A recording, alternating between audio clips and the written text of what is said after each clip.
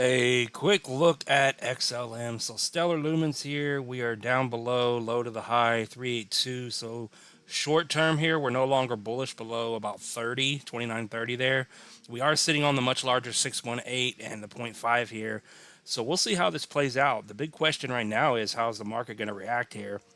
Are we actually going to get these coins to come back down, and hit these trend lines all the way back down here, 786 down to 12, wick below it, hit the trend, depending on how fast it's going to end up playing out, with this thing bouncing around like this, hitting the trend once again, and then we finally go up, after the summertime. So that could be the case. So just keep that in mind. Short term, you're no longer bullish below 30. If you can get back up to 30, then you're back to being bullish here.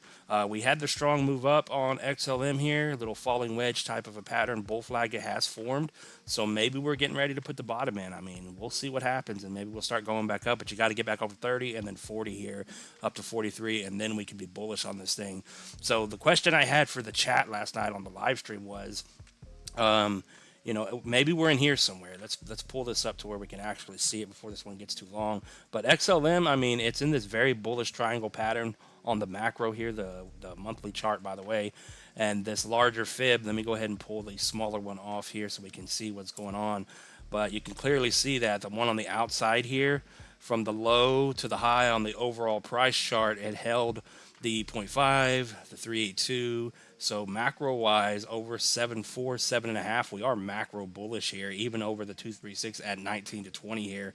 So even if we come down to those levels, we're still bullish on the macro for XLM. But the question I was coming up with is maybe we're in here somewhere with the pullback, and then we're going to make a higher high again, because in the chat last night, this was your bull run for 2017, 2018. 2021 back to the lower high trend, and then just here in November of 2024. So the question is, bull run, is this the bull run? Are we over? Is that it?